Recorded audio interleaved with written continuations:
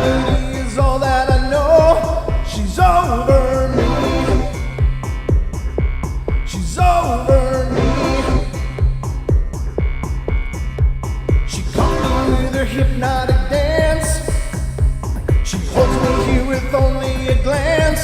She's over me. She's over me.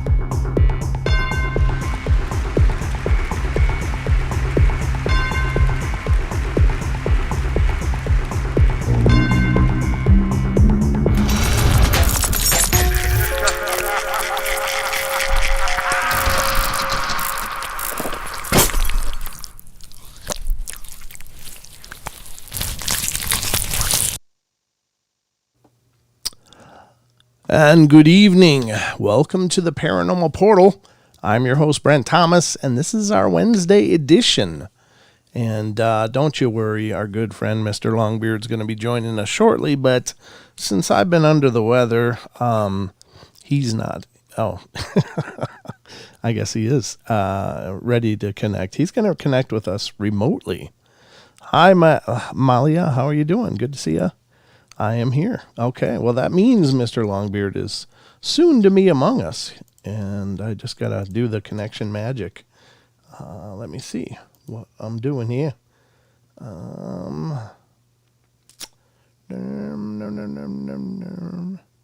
Just trying to see which one we're doing here. Sorry, folks. I'm sorry. I'm still a little foggy. I'm a lot foggy, actually, but I'm doing better for the record. And I'm trying to get everything underway here. Hi, Mom. How you doing? Good to see you. Thanks for being here. Hi, Jocelyn. Good to see you as well. And good to see Patrick's here. Ruger's here. The Fourth Color's here. Doug Hovius is here. Judy Wheeler's here. Drake C is here. Good to see you guys. Thank you so much for coming in. Don, is it your Skype I should be calling, or which one should I use? Oh, there it is. I think maybe this is it. Just message me on my phone so I know which one to use. I know you got like 3 of them, so okay. Use Paisley's. All right, we'll do that. All right, here we go. Connecting to the beard. Okay. We'll see if it connects okay. And hello. Is anyone home? I'm home. Are you home? Oh, I try to be. Oh, there you are. Okay, very good. Well, ladies and gentlemen, welcome my good friend and co-host, Mr. Don Longbeard. What the hell am I doing here? I don't know. Look at that. You're the one who knows how to do this stuff. Well, you'd think I do, except I don't know what happened, but you know what it was? I was messing around with my displays. Hold on, I got to correct this quick. I just love when things go sideways. Oh, dear God. All right, I guess I'm going to have to do this anyway. I'm going to have to do it on the fly here, but I'll have to go like this and see about doing this one. I don't know. It's just going to be a long day, I think, or something. This is not the one I wanted to capture. Welcome to the portal. Yeah, you think. Which one is it? Not this one. Nope. Is it this one? Nope. This is really weird. My display capture is all screwed up. I had no idea I was getting a hankering for all this fun as the night goes on, but c'est la vie. Okay. Yeah, I don't know why it's doing this, but I got some work to do here. Unfortunately, I didn't realize that this was going to be the way it was going, but it sure is. Capture method display. Oh, maybe it's this one that I want. Is it this one? Nope. It's not that one. That's the phone board. Is it this one? Nope. That's the TV. And let's try this one. There you are. I gotcha. Welcome to live troubleshooting on the Paranormal Portal, ladies and gentlemen. This is how it rolls here. Ta-da! Thank you. Hi. Well, you're on the screen now, brother, so welcome. And how's everything going for you? Oh, it's been a Wednesday. It's been a Wednesday. Yeah, it's been It's been about a good week of drippy fun for me as well. I'm progressively getting better, but it's just really incrementally. So I'm giving her my all tonight, folks. I thought about not doing a show. I'm like, nah, you know what? We got to do this. I got to push through and make this happen because I love doing the shows and I love getting together with all of you guys. And of course, you got to take advantage of Don being here as well. That's right. That's right. Well, here we are, folks. This is our journey for the night. We're going to go into all kinds of ghostly fun and some ancient civilizations as well. But I hope y'all are ready because it's time to get spooky.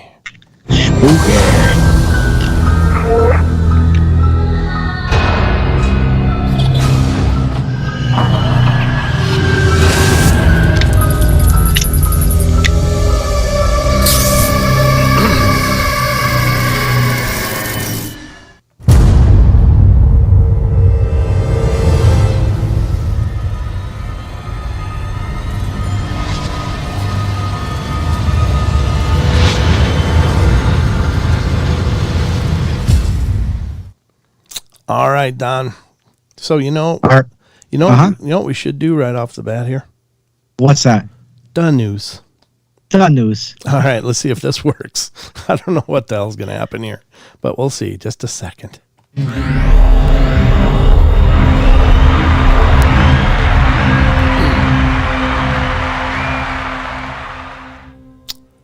Ladies and gentlemen, welcome to the Paranormal Portal News, where we cover all things paranormal or just damn weird. Sometimes it's not really paranormal at all, but it's definitely not normal. So we cover it here. And I want to just do this quick to see. Yes, it's working. Good. There's your face. You're on the news, Don. Oh, wow. All right. And also on the news is a collection of articles that I pulled up for tonight. And the first one's kind of interesting. And we're going to show a bit of a clip. I'm not going to show too much of it because it's apparently owned by a company called NVTV. And I don't want to stomp on their copyright, but I do want to showcase this article, which is from unexplained-mysteries.com. And this is muscular Bigfoot caught on camera in Idaho. And we're going to discuss this a little bit because I don't know. I'm kind of curious about a couple things that, at least on this bit of footage that I can see, that are kind of, I don't know, at least it raises questions. So anyway, the article goes to say, footage has emerged online showing a large bipedal ape-like creature. Or is it a man in a suit? We've seen a fair number of videos over the years purporting to show evidence of Bigfoot, a large ape-like hominid creature that is arguably the world's most ubiquitous cryptid. Wow, that was a lot of syllables altogether. Wow. I kind of made it through it, though. I'm a little impressed. Ever since the infamous Patterson-Gimlin footage, however, it's been difficult to know whether a lot of these recordings are of a genuine animal or of someone mucking about in a costume. The latest example comes courtesy of YouTube channel NVTV, which presents the clip, which lasts only a few seconds, as an incredible muscular giant-sized Sasquatch filmed in Idaho, Don. Mm-hmm. Yeah. Have you heard of this? I saw a story about it a couple days ago. Unfortunately, I didn't get a chance to read it, but I did glance over it, yeah. Okay. Well, it says the video caption notes that the level of detail present in the suit makes it unlikely to be a hoax. However, without additional background information, it's impossible to say what's going on. You can check out the video for yourself below. Now, here's the thing. This NVTV put together a 10-minute video from basically like 8 or 10 second clip. So basically, they loop it over and over, and they stacked a bunch of ads in there. So I watched through most of the ads. There's still one there waiting, but we're just going to watch a little bit of it. This is one of the better parts where it's kind of zoomed in a bit, and you can see it. So here's the footage that we're going to show on the show.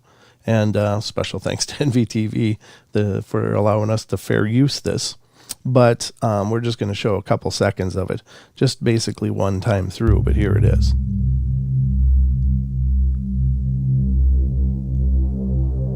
Oh, they're going frame by frame. We don't want to see that so much. Slow down, closer look at it. Let's go. Enough titles. There it is. Okay. Now, yeah, I can put the link to this in the chat so you guys can see, but basically that's the whole clip. It literally just walks a few steps and is gone. Now, I have seen the question raised online, which is a good question. If somebody had this vantage point and was recording this, why is it only a few seconds? Was it a trail cam capture or something? I don't know.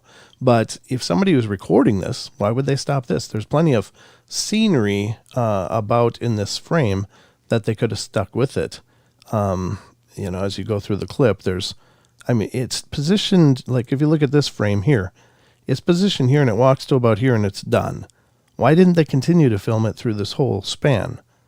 Now, the other thing that I notice in this clip that I'm finding curious, and this is one part that I think actually kind of lends credibility to it in a sense, and that is very much like the Paddy walk, where the knee bends almost at a 90-degree angle, which is not a trait of our Homo sapien step.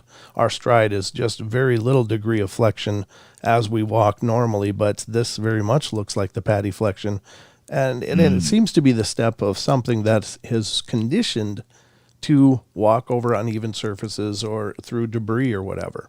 And so it does stand to reason that their gait would be significantly different. And also being at this flexion, this close to the ground, I think is pretty convincing. However, there's a couple things that are not convincing, one of which is the length of the arms, which seem to be pretty standard for a person's dimensions.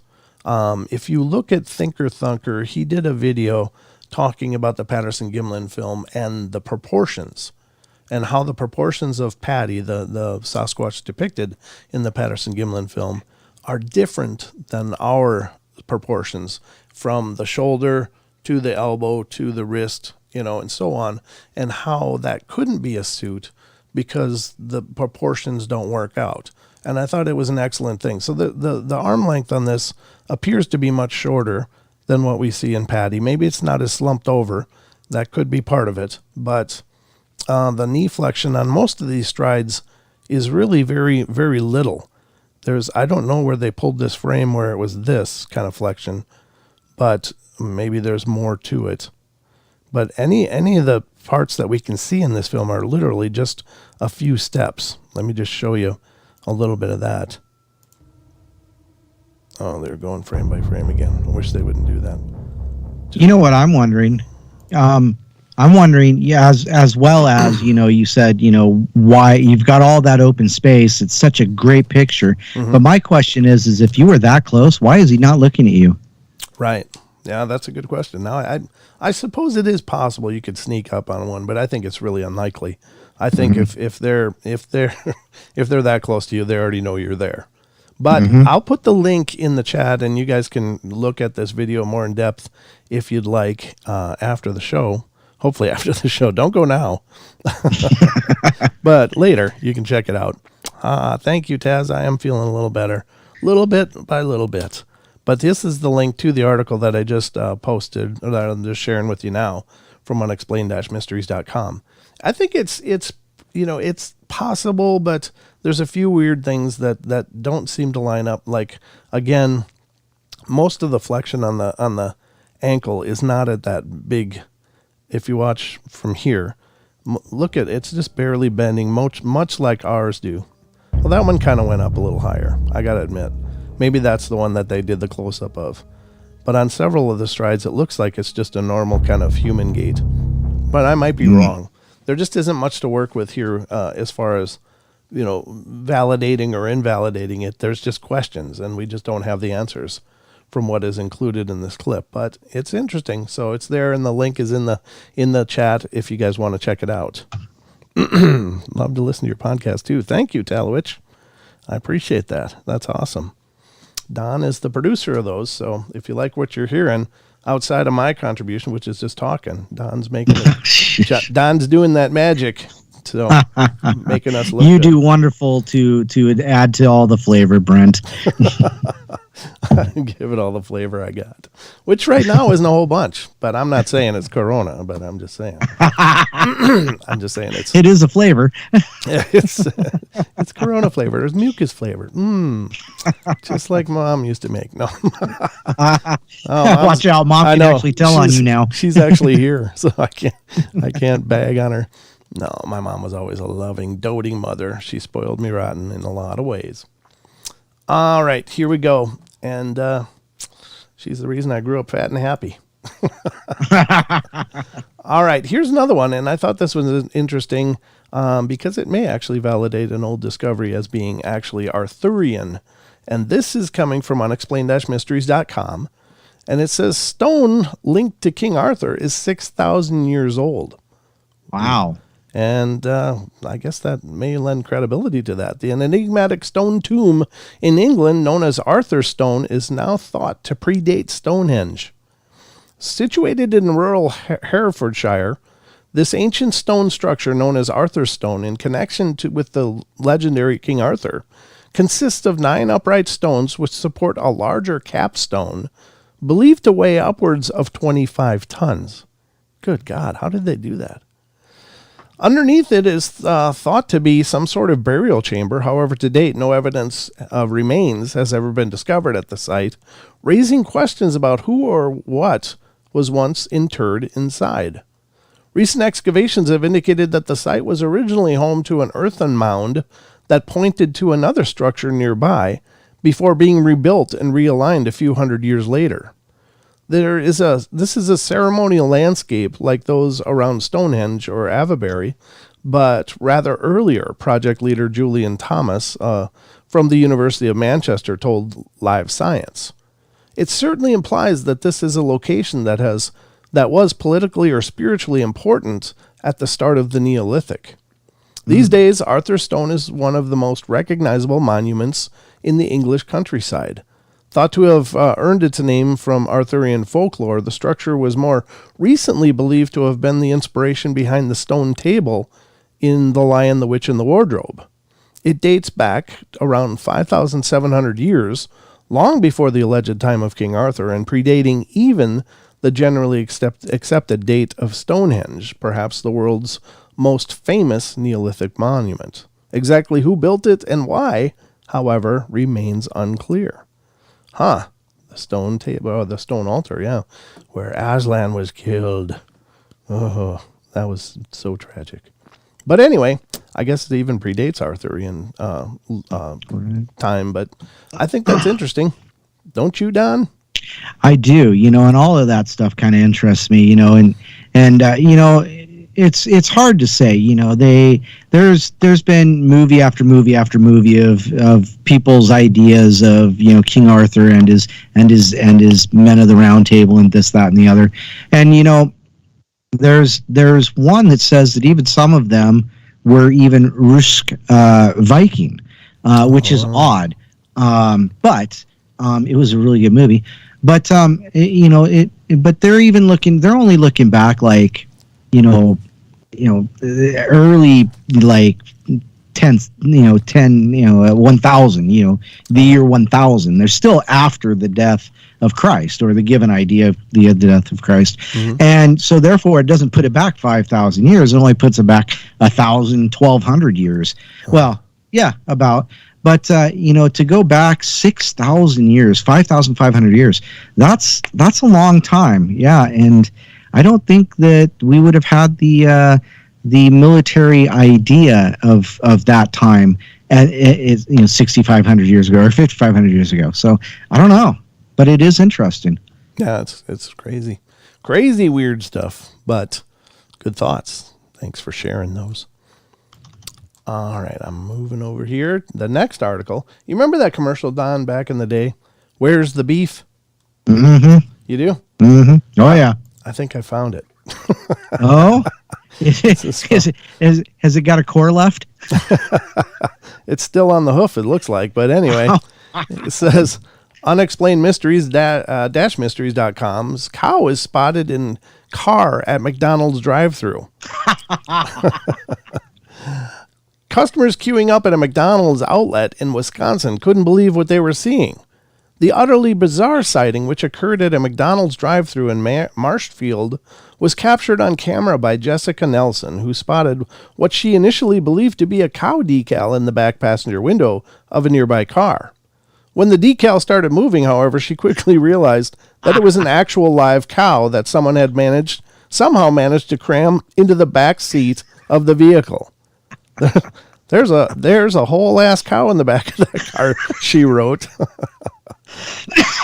After the clip was posted on Facebook, one user came forward to claim that her uncle was driving the car while another maintained that their daughter was in the passenger seat. I don't know why you'd want to be attached to that in any way, but the pair had reportedly picked up the cow along with 3 calves that were also crammed in the back seat at an auction. However, it's unclear why they had decided to go to a McDonald's without dropping off the animals first. Hopefully the cows didn't mind someone eating burgers right in front of them. Well, we should probably look at that, right? Let's see the video, folks. We got to check this out. Ever wonder why they call Wisconsin America's Dairyland? Oh, yeah. Take a look at what Jessica Nelson saw when she stopped at a McDonald's drive-thru in Marshfield. I looked over and I thought it was like a decal on a window, and it moved. No, what it did was move, Natalie. Ooh. That's because it was a live cow, Natalie, in the back seat of a car in the drive-thru line. Check it out. What Jessica, I know, what the is right. Jessica had the presence of mind to grab her phone, start rolling, and now the video is viral. Jessica shared another surprise with CBS 58 today as well. I found out this morning that there was actually 3 calves in the back seat of that car.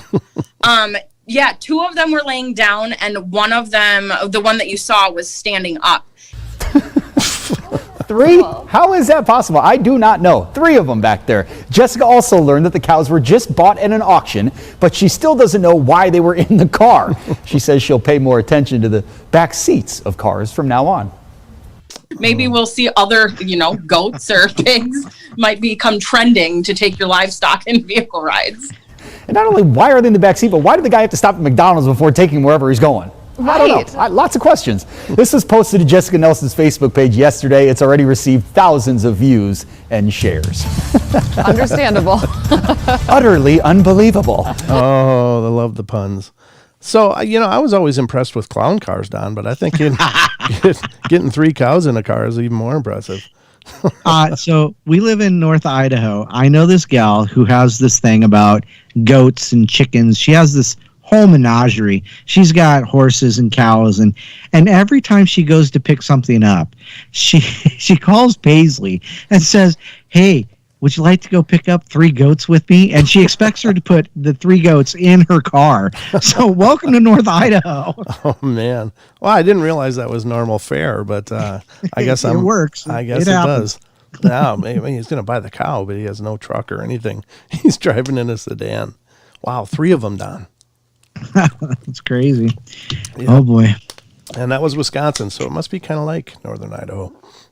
Well, they got to have their milk for their cheese. That's right. The cheese heads. The cheese heads. They command. All right.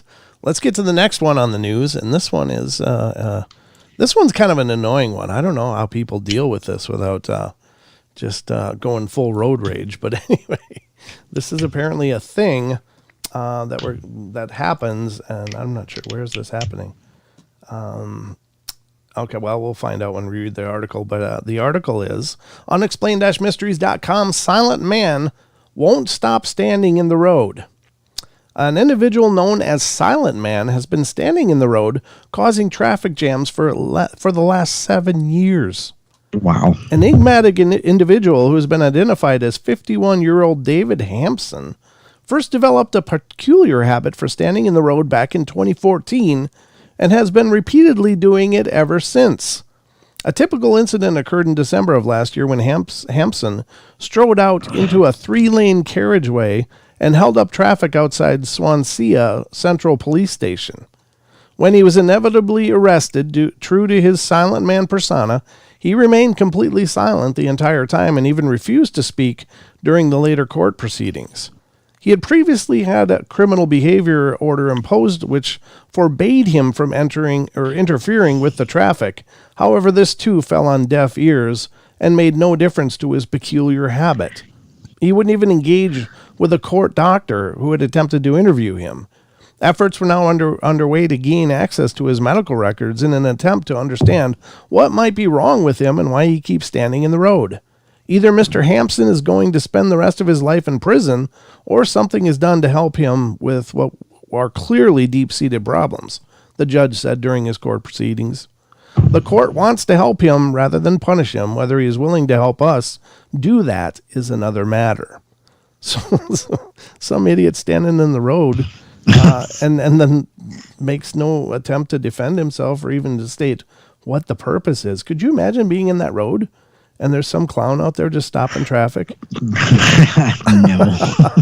I mean, you'd expect someone just, I didn't see him, boom, just oops. Yeah, no doubt. He came out of nowhere. It was really strange.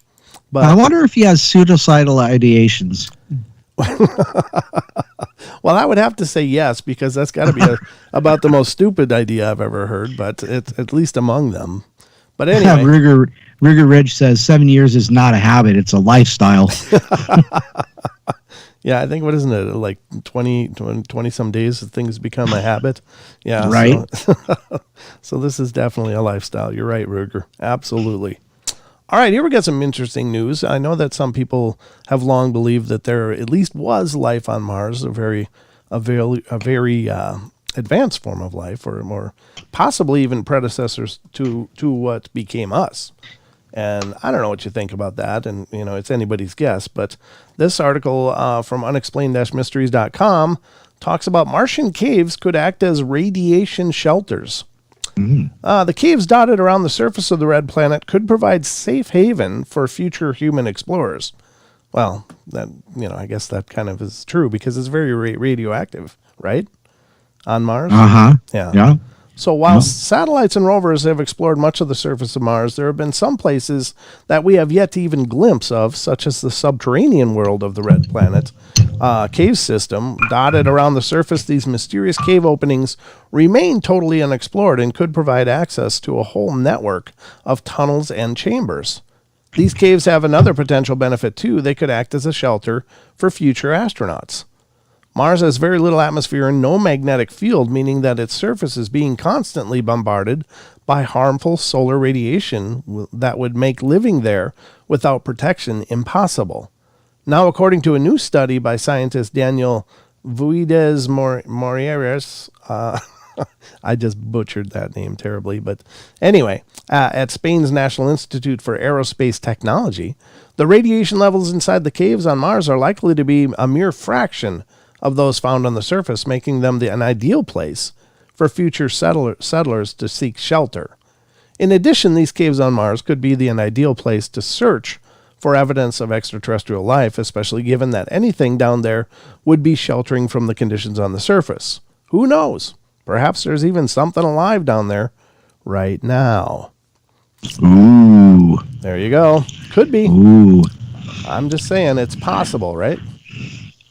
I would have to say yes. I mean, because I'm always, okay, so maybe I have these fantastic ideas of Mars, but why not? Why isn't the idea that, there used to be Martian settlement there and something happened, a cataclysmic event of some type, tore the atmosphere away, and that's why they have so much radiation.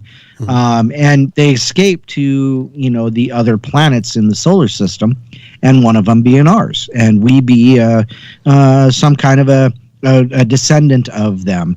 So yeah, why can't it be theorized that there actually is still people there, or a civilization there below ground? Sure.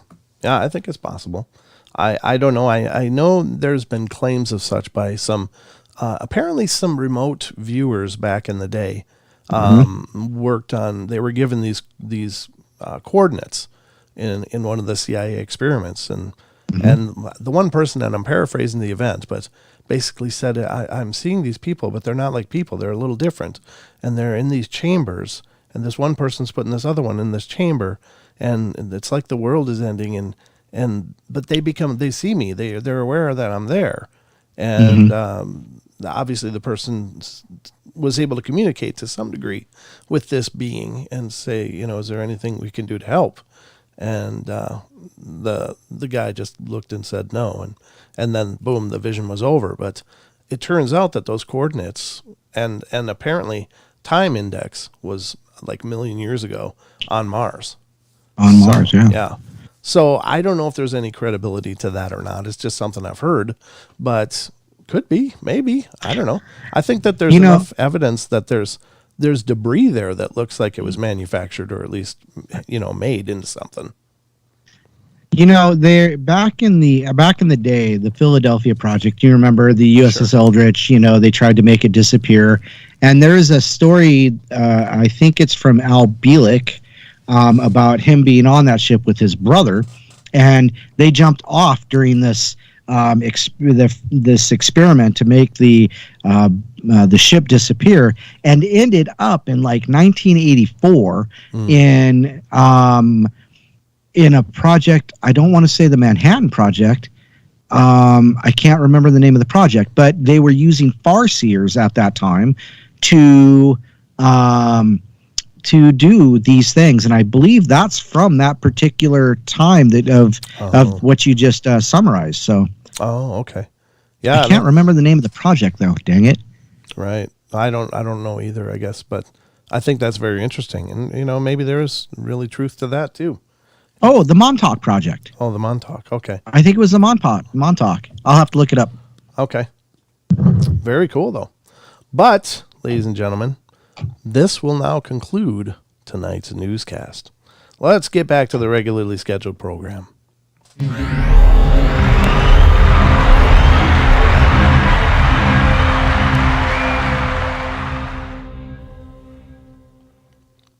All right. We're back, ladies and gentlemen. Did you miss us? Hope you enjoyed the news. Just a little bit. Did you enjoy the news? I hope you enjoyed the news. I like doing the news. 1984, Where's the Beef Project? Yeah, that would have been about 84, wouldn't it? Yeah. Where's the beef? That old woman, she was hilarious. There's Sheldon. How you doing, Sheldon, and everyone here? Let's look at who is here. Let's see who's participating.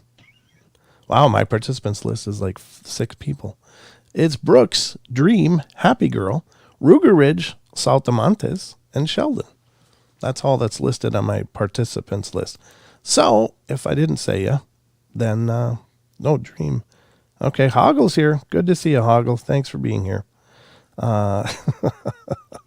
Okay, great to see you guys. Thank you. Oh, Spirit Stalker has the whole list. Yeah. Okay, well, my list was all abridged or something. Oh, now more are popping in. Talwitch is here, the 4th color, Taz, Spirit Stalker, Ruger Ridge, Portal Mom, Hoggle, Happy Girl, Dreams, Brooks. Okay, very cool. That's a little more respectable. Okay. Thank you all for being here. I'm thrilled you guys are here. The Stargate Project, Rachel gets it right, said. Is it the Stargate Project? No, it was the Montauk Project. So okay. In the Montauk Project, it was in Montauk, New York, 1984-ish. And it says stories about the Montauk, Farsine, time travel. So yeah, that is the one that it is the Montauk that they found themselves in, and then somehow they got sent back to the USS Eldridge back in 1940. Whenever that project was, I think it was in the 50s, early 50s. I can't. Nothing comes to mind, but yes, it was the Montauk Project where they were using farseers to talk to or seek out or time travel or things like that, because it had to do with psychic warfare. Oh, okay. So yeah, I gotcha. Okay, very cool. All right. Well, we've got a bunch more to go through here on the show, and I guess I should get to that now. Are you ready, Don? Let's do it. Okay, so I promised to talk about ancient civilizations a little bit tonight, and that's, I guess, where we're going to start. So this is an article from Curiosmos, which is a site that I've used a little bit lately, and it's got some really cool articles. And this was written by Ivan Petricevic. It's from December 17th of 2019. Just a 5-minute article, but let's look at this. It says a technologically advanced civilization may have existed on Earth before humans and may have left, perhaps inadvertently, traces of their existence behind. What if thousands of years ago, long before the first ancient civilizations developed and walked the surface of our planet, there was a highly advanced ancient civilization on Earth? It may sound like a plot for a great science fiction movie, but what if it were true? And what if we could find evidence of their existence? Scientists have revealed that the analysis of global warming in soil samples permits us to examine and learn about possibly developed societies that preceded us and their impact on our planet's climate. What if these advanced civilizations left us clues inadvertently for us to find? Some may call it weird science, but it actually may not be so ludicrous after all. Understanding the history of our planet is understanding the very origins of life. Our species' history can be seen as no more than a speck of dust in the midst of all the vast creation of the world we call our home today. Through it, an endless number of civilizations have existed for more than 10,000 years. Although many ancient cultures or civilizations existed, many authors define mother civilizations characterized by having an autonomous and authentic origin. Mesopotamia, Egypt, Peru, India, China, and Central America all saw great civilizations come and go. We may refer to them as mother civilizations because ancient civilizations developed in Central America and Africa, for example, left a legacy to cultures that would come after them. But what exactly defines civilization in today's society? If you were to ask our scholars, they'd probably say that civilization is defined as a process by which a society or place reaches an advanced social and cultural development stage and organization. How do we actually know that we were the first developed civilizations on the surface of the planet? The honest answer is we can't. However, Gavin Schmidt, director of NASA's Goddard Institute for Space Studies, and Adam Frank, professor of astrophysics at the University of Rochester, looked into that possibility. The research presented by Frank opened several doors that forced us to ask questions we previously never thought of asking. This led him to analyze the results of the industrialization of any civilization before our observable impact on the climate. In other words, if there was an extremely advanced civilization, evidence of their existence could be found in the climate itself. Like the era we live in today, overpopulation and industry leave a clear and evident mark on our planet's geology and biology. In fact, not long ago, experts have revealed that we entered into a new geological era called Anthropocene. Anthropocene. Schmidt and Frank investigated the possible consequences on the climate and nature itself that a hypothetical industrialized society preceding the one we live in today may have caused. Researchers have concluded that there is no human progress without an immediate and observable effect on the ecological system. To build and preserve a civilization, energy extraction is required so that it persists. Hence, the first human communities on Earth found in the natural exploitation of the countryside everything they needed to live and evolve. Their primary development was based on agriculture and livestock. Later in their history, as these cultures became stable, they explored and opened trade routes. Despite their minimal technological development, the first civilizations on Earth carried out a series of crucial tasks to survive in the environment that had a greater or lesser impact on the planet. The biggest problem with analyzing the possibility of a civilization that predates ours is that our society is accustomed to imagining extinct civilizations with sunken cities, buried statues, and treasures. While such traces may exist belonging to ancient cultures, it only makes sense if you're looking back in history in extremely small, or better said, recently, timescales. Once you decide to look back into history tens or hundreds of thousands of years, or even millions of years, things become highly complicated. What exactly do you look for? Traces of sunken cities? These would have disappeared, leaving perhaps no traces behind as evidence of their existence. The truth is that humans have been on Earth for a concise period of time compared to the extensive and long history of our planet and the species that inhabited it. For example, if we were to look at our civilization today, experts say that we are leaving behind us clues and pieces of evidence that will probably remain detectable by scientists and archaeologists of the future for at least 100 million years. Yeah, like plastic. Imagine if we were to look for traces of an advanced industrial civilization that lived on Earth before ours. Would we find their cities, factories, or roads? If this civilization existed millions of years ago, we probably wouldn't. Earth's geological record does not offer records beyond the Quaternary period. That's a weird word. The Quaternary is a geological state in which Homo sapiens appeared on Earth and began approximately 2.6 million years ago.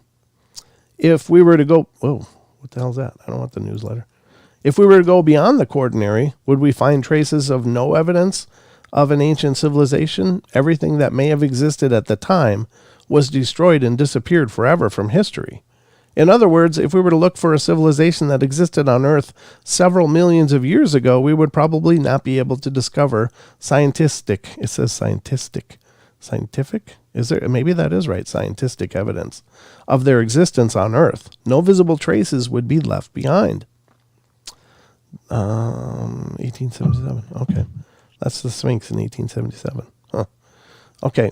If all physical traces, such as ruins, were destroyed, what kind of evidence would still exist from previous civilizations? To understand that, we need to look at our present civilization and its impact on the planet through our technological development. One clear example of that is plastic. It says plastic. That's awesome. This material created by humans will outlive our society and remain embedded in our planet's oceans for geological timescales to come. Today's civilization's collective activity leaves behind extensive traces that scientists can detect from the future for around 100 million years. The wind, sun, and waves wear large-scale plastic elements, leaving the seas full of microscopic particles that end up submerged in the ocean floor, creating a layer that can persist for millions of years. Frank and Schmidt noted that although the extensive use of fertilizers keeps 7 billion people fed, it redirects nitrogen flows to food production. Future scholars would be able to find these traces of nitrogen in the sediments.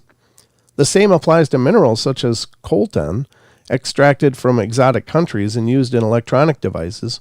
Traces of similar minerals will also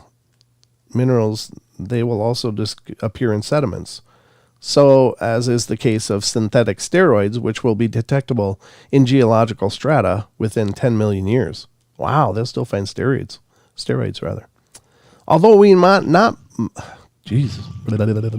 Although we may not find physical evidence of industrial civilizations predating ours, researchers argue that once a civilization realizes it needs to discover an alternative, low-impacting energy source to slow down human-caused climate change, it will consequently leave behind fewer footprints. The more sustainable a civilization becomes, the lower the signal it will leave for future generations. Climate change caused by the use of fossil fuels, it says fossil, leads to a reduction in oxygen levels in the ocean. These low levels help trigger the conditions necessary to manufacture new fossil fuels, such as oil and coal. In this way, civilization's disappearance could sow the seed of a new one in the future. It seems that to answer the above questions, we need to dig deeper and look into the possibility of previously developed civilizations predating us from a scientific but open-minded perspective. Okay. Well, it didn't say a lot, but it kind of said some things. Well, I think it's interesting that they just barely touched on like nuclear power because that's going to be a huge marker. Look at all the waste that we buried and all of that. That's going to tell them a lot about our civilization, about how we lived, how we used it, things like that. That's going to be the hugest thing they're going to find in the future, I believe. Plastic, yes, definitely. But, I think the biggest key would be the nuclear fusion and that we've created for ourselves. So that's a good point. Yeah, you might very well be right. I don't know. It's anybody's guess, but yeah, those are definitely some things that we'll find. I mean, even like I think about the artifacts out of time. The London hammer, the machined aluminum found by mastodon skulls. The screws found embedded in rock substrata and stuff. And it's like those things seem to be the keys that they're talking about, but they weren't acknowledged in this article. And maybe because it's, Curiosmos might be more mainstream as far as their scientific approach and not willing to look at the fringe sciences like that, or whether or not they're actually sciences is anybody's guess. But Dad's quite the snot. What the hell are you saying? Sheldon. Yeah, I'm all drippy and mucusy, okay? Quit picking on me. Yeah. Ruger Ridge says, wait until they find the Simpsons reruns. Ruger Ridge, they're probably going to still be running the Simpsons by then. Oh, Marge. Yeah, it'll look like the Jetsons. Absolutely. Oh, well, anything's possible. But you're right. The Simpsons will probably still be here in 100 million years. They'll just have a different plot, maybe. It won't be nuclear power by then. It'll be some kind of quantum power. Whoa, that's a big straw. Pardon me. Yeah. It's a huge straw, actually. Okay. Well, there you go. Sorry. That's all right, as long as you're well fed and happy. Trust me, that's a good one. You got a whole bucket of things going on over there, huh? I do, yeah. All right, let's get to the next article we're going to cover tonight. And I just think that the artifacts out of time, I think, is a huge indicator of what could have been ancient civilizations. And I think that for those to be ignored, unless they can prove absolutely beyond a shadow of a doubt that those are not legitimate finds, and that could be. I'm not saying that these things are absolutely, for sure, ancient 100 million year old artifacts, but they seem to be. And I haven't ever heard anybody discrediting that, conclusively. I've heard people make statements that, those are fake, but that's the case for everything, especially on the internet. Everything's fake on the internet. That's so fake. I can't get those minutes back. So anyway, that was a Curiosmos, and I just thought it was kind of fun to look at because I think that there is a lot to be said for these things. Here we go. Okay. So we're going to get back to some ghostly stuff now, folks. Unless, did you have anything else, Don? No, I just really, I enjoy ancient civilization stuff and talking about parts and things like that. And, I just think that's just some of the most interesting stuff I read. It just, because it really fuels the mind of what happened before, what's happening now, and what they'll find in the future, as this article talked about. And I just think it's fascinating. Yeah, I do too, and I'm just, I wish that those things wouldn't be absolutely ignored. And again, I'm assuming that there's some credibility to these finds, that they're not just hoaxes. If they are hoaxes, then that's too bad, But I can't know for sure because I've never found any oopers myself. But I'm assuming that there's some validity to these claims because they're still. I found a lot of oops. Oops arts. Yeah, I've done a few of those myself, Don. But yeah, so I think those discussions are absolutely intriguing as well, and I think there's a lot to be gleaned from those things. Right. And if they're looking for ancient civilizations, to ignore those things, I think is kind of a crime, you know? Well, that's again, it's those who don't learn from the past are fated to realize it again. They relive it. Yeah, absolutely. So there you go. Absolutely. Yeah. Okay. So now we're going to go to an article that we've been working through for a little while here. It seems a lot longer, but it's because I had to take a few nights off just for my health and well-being. But this is 12 parents who realized their child's boogeyman wasn't imaginary. And I think we're on number 8. And so that's where we're going to pick it up. And this article is coming from justforspooks.com. And these are aggregated, I think, from a Reddit threads and stuff. But anyway, let's have a look and see what these say. Number 8 on the list of 12 is, when I was a child, my family moved into a big old 2-floor house with big empty rooms and creaking floorboards. Both my parents worked, so I was often home alone when I came home from school. One early evening, when I came home, the house was still dark. I called out, "Mom?" And I heard her sing-song voice say, "Yes," from upstairs. I called her again as I climbed the stairs to see which room she was in, and again got the same "yes" reply. We were decorating at the time, and I didn't know my way around the maze of rooms, but she was in one of the far ones right down the hall. I felt uneasy, but I figured that was only natural, so I rushed forward to see my mom, knowing that her presence would calm my fears, as a mother's presence always does.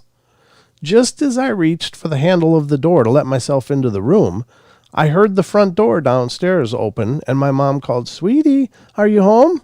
in a cheery voice. I jumped back, startled, and ran down the stairs to her, but as I glanced back up from the top of the stairs, the door to the room slowly opened a crack, and for a brief moment, I saw something strange in there, and I don't know what it was, but it was staring at me. Oh, that was from Grouch Noodles. That's creepy. Grouch Noodles? Grouch Noodles. Oh, my. Yeah, that's terrifying, and that's got to be horrible. And they say if you ever hear a voice calling to you that you know couldn't be, like people often claim that I was home alone, and all of a sudden I heard my dad calling for me. Never to answer it for some reason, and I don't know if answering it is engaging it or whatever. But if you ignore it, you're supposed to ignore it. So right. So, but that's kind of the same thing. If you hear like a knock or a ring on your door, and you look out the little peephole and there's nothing there, you're not supposed to open it. Yep, don't open it. That's the legend, is that when you open the door after a knocking and nobody's there, then you probably just let something in. So, number 9 on the list. When I was a child, I used to have the most horrifyingly vivid night terrors. They were really sporadic and eventually stopped. Looking back, I always thought it was because I'd had a fever or some other illness where I was hallucinating. It wasn't until I was much older that I talked to my mom about it, and she told me the terrors coincided with mandated visits with my biological parents. These visits stopped, and then so did the terrors. She didn't put 2 and 2 together until after. Oh, I don't know what that means. But, geez, okay, that was by Angry Clouds. Apparently the biological parents were not a good thing, I guess. Number 10 on this list. I'm still on the fence about this, but it sure did creep me the hell out. I was changing my son's diaper, and he said something about the scary man. I asked him who he was talking about, and he pointed over my shoulder. I turned around, no one there, but it gave me the chills. He will occasionally make comments like that, referring to someone, and I don't know if it's his imagination or if he's actually seeing things that I don't. My husband says that children are more easily able to see paranormal things, and while most of my brain is skeptical, there is a small part of me that thinks maybe he's right. I should add, I saw weird things myself as a kid, which doesn't help. Jeez. Wow. Yeah. And we've said before, that kids are more accepting of the paranormal because they don't know how to filter it out, or they haven't been taught yet how to filter it out. So it makes perfect sense, doesn't it? Absolutely. I think that they either it's something to do with the development of the person. I know that the eyes of children, the cornea or the lenses or whatever is still flexible for a long time, and that's why some kids in this Polynesian location, they can underwater dive and have perfect vision. They don't have blurry vision because they're able to make their lenses reshape to the water. And so they see perfectly clear, but that ability fades as they get older. So maybe there's something to that with the physiology of the eyes.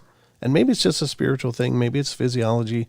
Maybe it's any number of things. Maybe it's a pubescent thing that starts to block that sensitivity or something too. It's hard to say, but there's no doubt that kids are more sensitive to this stuff naturally than most any of us are. But some of us, some people that are adults are very sensitive still, but I think it can be retrained. I think that people can reopen that awareness with enough work, but I think that kids are just open naturally. Yeah. Yeah. Yep. All right, let's go to the next one here.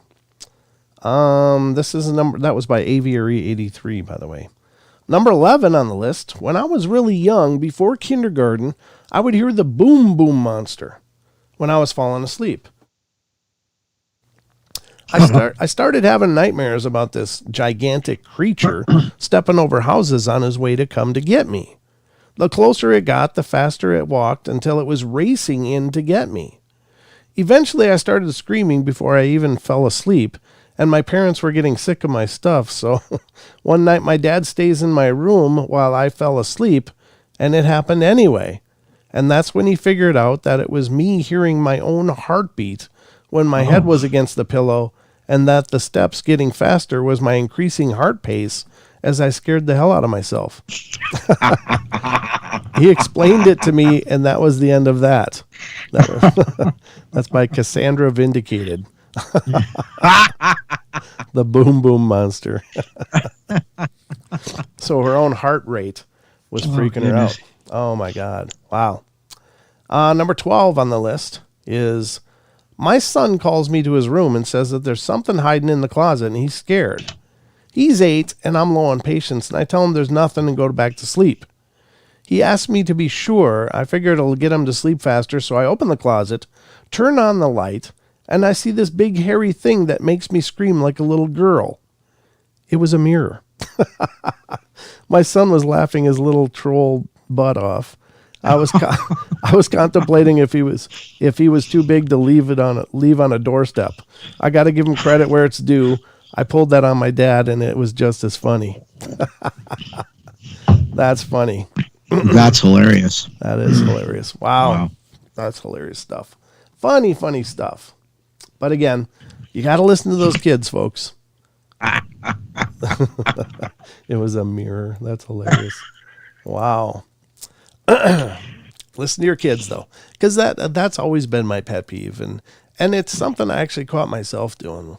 And this was with Elijah when he was little, the little minion, and he said, "Monster, monster," and he was in this room actually, and he ran out in the living room and his eyes were big and said, "Monster, monster," and it was about he only knew a handful of words, but somehow he learned monster. But I was just like, no, but then I thought I was gonna just say no, it's nothing, but then I realized, what if he's really seeing something? And so I said, "Do you see something in there?" And he's like, "Yes." And I said, "Do you want me to go with you in there and we'll check?" And he said, "Yes." And he took my hand and we walked in here and looked around. And of course I didn't see anything. And apparently he didn't then either, but he was concerned, like literally shocked. And that kid used to walk into dark rooms, no problem. He had no worry whether a light was on or off. But after that point, he started caring whether lights were on or off. And so he definitely experienced something. And it wasn't until we were shopping at Walmart, like a week or so later, and there was these those armchair cushions that you can put on your bed. They're like the backrest and the two cushiony arms. Well, they were a bin of those was sitting at Walmart, and there was one big black fluffy one with like hair and stuff on it. And he pointed at it and goes, "Monster, monster." And I was like, oh, so that's kind of what he saw. Some kind of black, fuzzy mass. And I don't know if fuzzy is the right word. Maybe it was just, I don't know, like wispy. but he saw a black mask is what I figured. Mm. Yikes. Mm. And Saltamontes says, dude, mirrors at night are scary. And you're right, actually mirrors were considered by the druids, the ancient druids, to be very mystical objects and were used in many rituals. And there's a lot of gateways that were apparently able to be opened by the use of mirrors. And so I don't know, but there's a lot of belief in the fact that mirrors were a mystical object. So right. That's true. Yeah. Very true. Mirror scrying, gateway spells, all kinds of different things. But anyway, are you ready for the next one, Don? Certainly. What's the next one? The next one is an article having to do with some hauntings. And it's 50 true stories from people who have lived in a haunted house. This is from Thought Catalog, folks. Thought Catalog. 50 true stories of people who have lived in a haunted house. Now, I think I've lived in haunted houses. I had a lot of activity. Excuse me, I got to breathe first. I have a lot of activity in an old Victorian house that I lived in. I actually have had activity in several houses I've lived in. So maybe the houses, maybe it was part me. Maybe I'm a bit of a magnet for this stuff. But I definitely believe there are some places that are definitely haunted. They have spirits or presences there. Maybe they're not, maybe they were never human, but they're there anyway. So, but let's get into this. Are you ready, Don? Certainly. Yeah. All right. These lived in a house. Number one, lived in a house from 1938. Would wake up and sit in bed every single night at 2:59 to 3:01 a.m. I thought I saw something move quickly out of the corner of my eye on occasion, but assumed it was me being sleepy, bad vision without my glasses. One night, the curtain on my closet moved. I pulled the lamp chain, and the room lit up. My husband thought I was crazy. I saw nothing, so I pulled the chain again to turn off the lamp, and I tried to sleep again, but a few minutes later, I heard the lamp chain swinging against the lamp base. When I reached out to see if I felt it swinging, and to stop it, something cold touched me. It didn't feel like the shape of a hand or a finger, but like a wet washcloth. We moved soon after that due to relocating, but I stopped waking up every morning at the new house and haven't had any weird feelings since. Yeah, that's creepy. How'd you like to put your hand out and touch something? It's like a wet washcloth. All right, number two.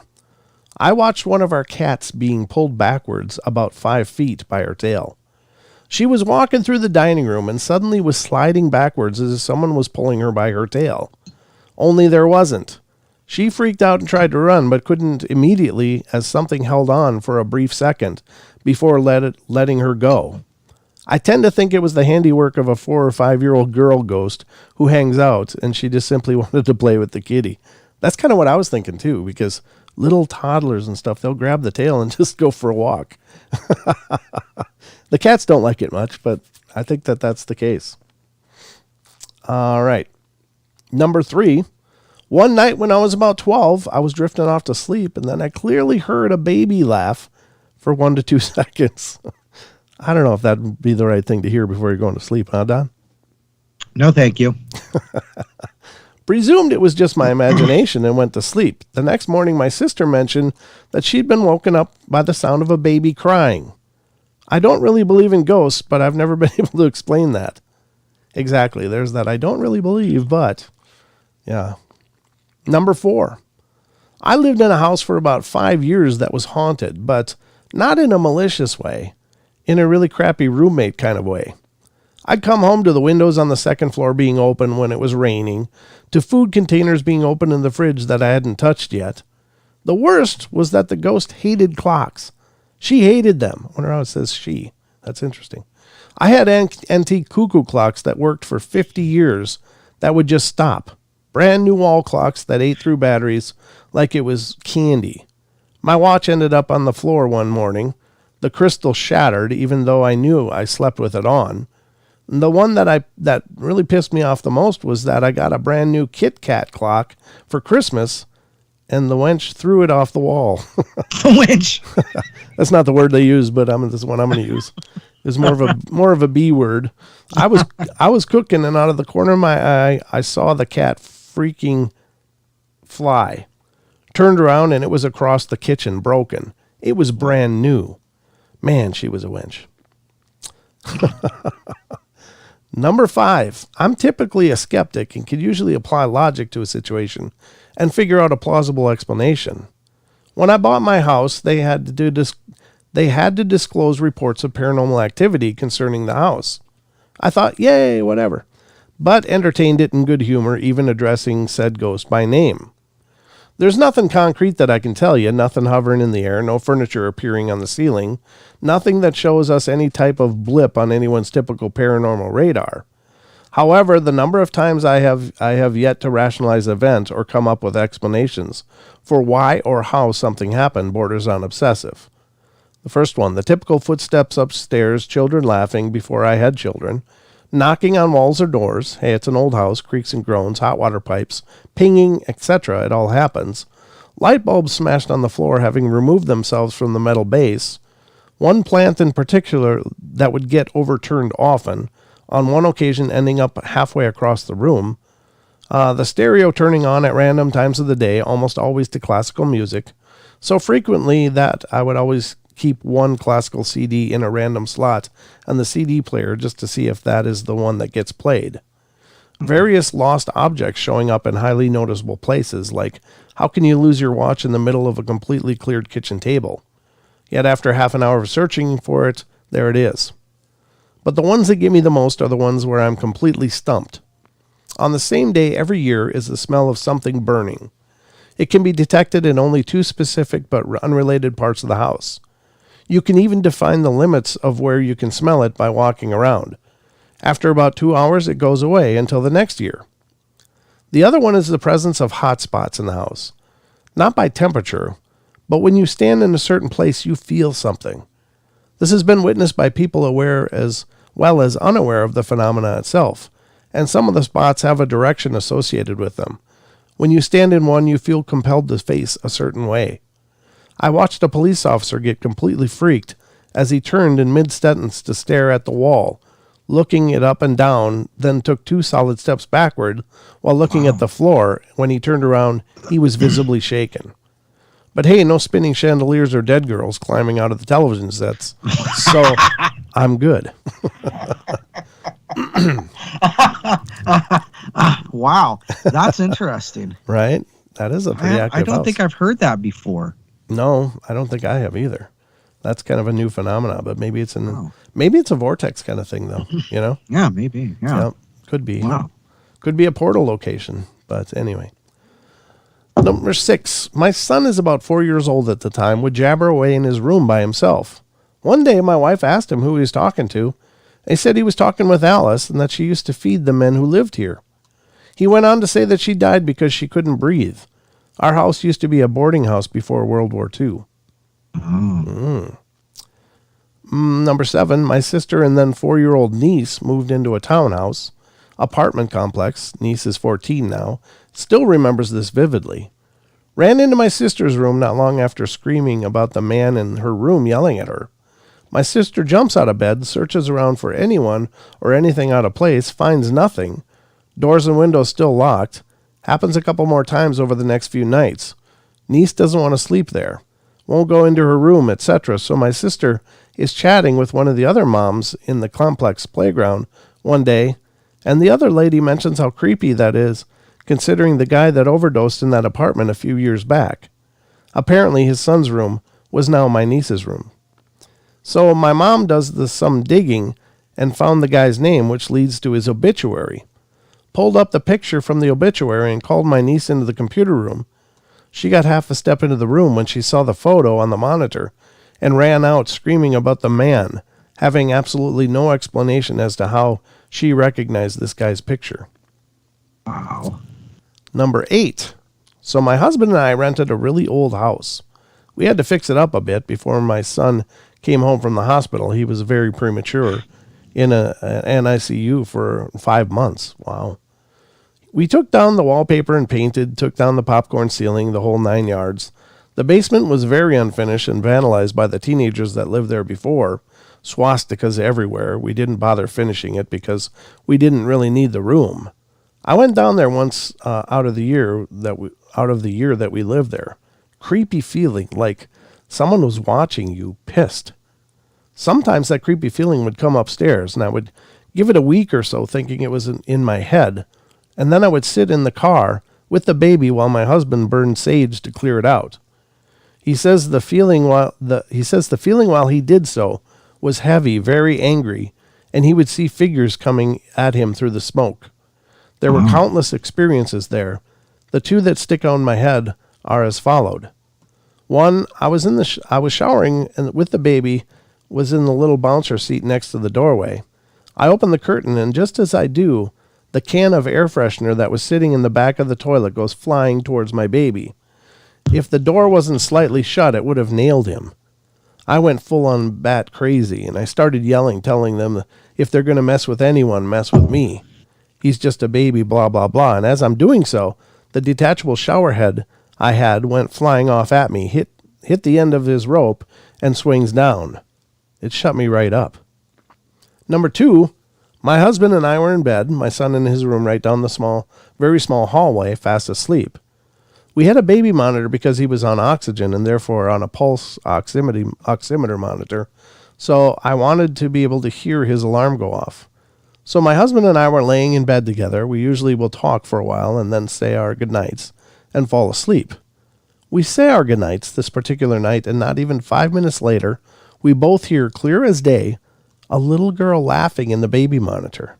My husband jumps up out of bed, ready to kick some butt, but I already knew no one was there. I was stunned, literally couldn't move until finally I fell asleep. I do not miss that place. No doubt. No doubt, absolutely. That's some pretty serious activity. Yes, it is. Oof. So number 9, hearing lots of things, screams in the basement, a child, an older man laughing when I'm in the shower, furniture being dragged around on my porch, music playing randomly with glasses clinking and groups of people chatting. I've had lights turn on, and when I leave the house briefly, this happened for years. I've had important documents go missing over the weekend, and then when I walk back into the room to search for them for the 3rd time, they're all neatly arranged in a stack on the center of the table. All my cabinets would be open when I got home. I would feel what felt like people sitting on my bed at night and then getting up shortly after. My blinds would start shaking. There's some more and a weird potential alien story, but I won't go into it. But yeah, creepy stuff. Hated that house. Yeah, that. Number 10. When I was around 9 or 10 years old, I remember waking up to see a large shadow stood at the foot of my bed. I was living with my dad at the time, and he has a very large 5 floors terrace house built in the 1800s. Every so often there would be an unexplainable event happen, such as footsteps when there's no one there, or voices. On the night this happened, it was just my dad and I in the house. My sister was staying with my mom at the time. I woke up and noticed the door to my room was wide open. I normally sleep with it closed. I then became aware of a large, around 7-foot tall, shadow-like figure watching me from the end of the bed. When the figure noticed me, it seemed to melt into the floor, and the door to my room suddenly slammed shut. Understandably, I was slightly traumatized by the whole experience. Asked my dad the next day if he was in my room, and he denied any knowledge of the event. He's not the type of person that likes jokes. Yeah, that's really creepy. Shadowy apparition at the foot of the bed that melts into the floor and slams the door. Eesh. Number 11, green eyes. Hold on a sec. Lived in Turnquist in Maryland. Plane went down in the area, killing 300. Lightning struck the fuel or something. While the house was out of code and electrical was always fritzy, I would go down to fix the power and these eyes would show up. Green floating eyes, green like Mountain Dew, and all of the eye is green, not just the iris. My dog would not go down there with me to fix the power, and when the power came back up, the eyes would be gone. The eyes never appeared in the same place. Jeez. Wonder what that is. That's very strange. No idea. Yeah. Very, very peculiar. Number 12, I lived in a big 1840s colonial house with 3 of my friends for a while. It was set back 80 plus acres of state wildlife property, and it was a gorgeous house. The bedrooms were all upstairs and all lined out down the hall. Our third night in the house, right at about 30 minutes after we had all sort of called it a night, my doorknob rattled, like someone was fiddling with it. And then I heard the door next to mine rattle, and then the next, and the next, all the way down the hall, one at a time.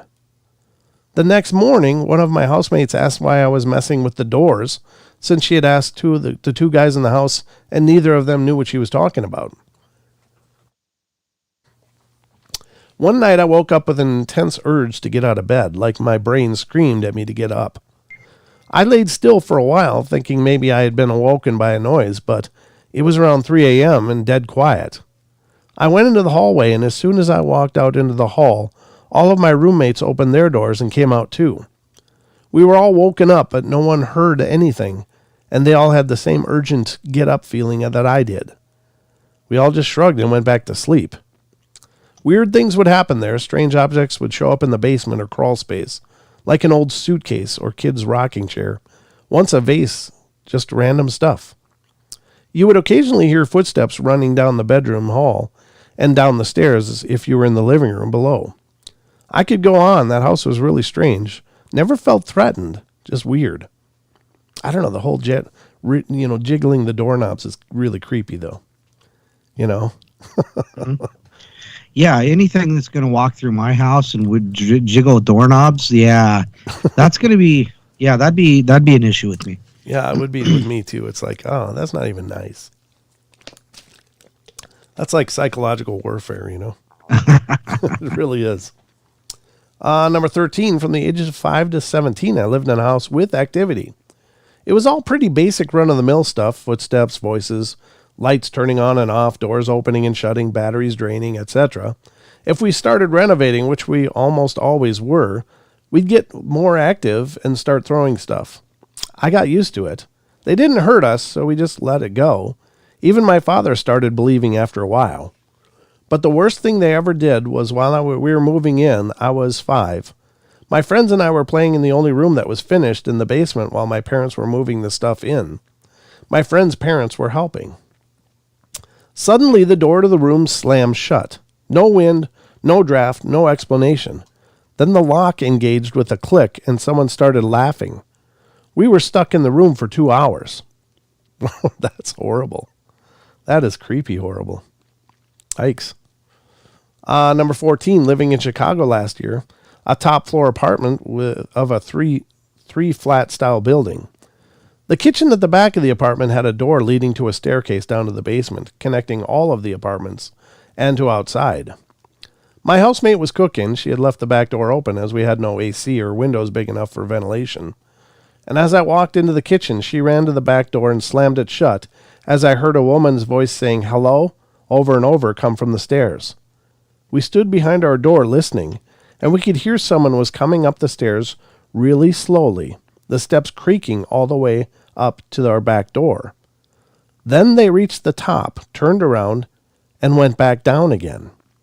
After 5 minutes of being quite freaked out, another housemate and I slowly went down to the basement with some makeshift weapons and checked it out, looked around, and inside everything possible and calmly said hello back. Nothing there. A lady did live in the basement apartment but would never have any reason to come upstairs to the top and was nowhere to be seen either. The landlord then let us know his mother haunts the whole building. His mom's haunting it. Oh, that is creepy though. Hello? Hello? I wonder if she was hearing them. And, it's again that whole time paradox thing. Is the spirit experiencing it in her own time? And she's actually in her own time. And these people are experiencing her as a ghost, but she's experiencing them as the ghosts. Wow. Yeah, that would be crazy. That would be crazy. So it kind of makes you wonder what the mother was hearing if following that idea, what the mother was hearing back then. Was it the kids calling? Well, Did she hear them as kids' voices because they were her kids? Yeah. Yeah, I don't know. That's very strange. Wow. Number 15. I lived in an older home about 5 or so years. My stepdad, who knew the man who had lived there before us, told me he hung himself in the attic. Well, I honestly didn't think much of it, but that is until I heard the footsteps. Like clockwork, every night at 3 a.m., I would hear footsteps walking along the length of the attic, which would go over my room. The steps were heavy, and you could clearly tell the pace was at a normal walking speed. It sounded like a man contemplating something, thinking about his next move. If it was really the former owner, were these the final moments being played out every night before his fateful decision? Who can say? There were other stories, but the footsteps, which went on for years, still freak me out. Yeah, that kind of makes you think. Again, if people die in a very tragic way, of course, suicide would be one way. Then are they stuck in that death state for a while? Like they repeat that over and over and over, and or as they're processing it maybe before they can transition. I don't know, what the case is, or it's just a really heavy residual imprint. But at any rate, wow, nightly, that's pretty unprecedented. Wow, yeah. Number 16. Many different things happened, but this one sticks out the most. It was my mom who had it happen, not myself directly. Backstory, the house we lived in was photographed in the 1860s in a book at the local library, and it was shown to be one of the first houses to have a radio and some sort of headphone device on top of someone's head. The story, I go on my merry way to school one day. My mom is home alone cleaning up after breakfast. Not too soon after I leave, so she is doing her thing when she begins to hear music upstairs. She thinks to herself that I had left the radio on, and she's pissed because we are poor and try to save every penny we can on our electric bill. She gets to the top of the stairs, which has an open railing, and she looks to the right, and there's a pair of legs standing there tapping feet to the music. She didn't even stay to look up for a body. She noped the hell out of there as the music stopped, and the legs began to turn to her. My mom made me sleep with her for a week. I was 15 at the time. I've had numerous experiences in that house, though. It made a skeptical, big, burly construction worker with sun-kissed skin turn pale as a ghost. This is no joke. Yeah. Wow. Number 17. My ex-wife was staying at her grandparents' house, which used to be a church. All the cousins have stories from this place, but my wife's was an odd one. They were all listening to the radio one night when the window drapes started moving a lot and nothing but static started coming from the radio. Well, the girls freaked out and started screaming, and as soon as they started screaming, it stopped, and a voice came out from the radio saying, "Sorry to have bothered you. I'll leave you alone now."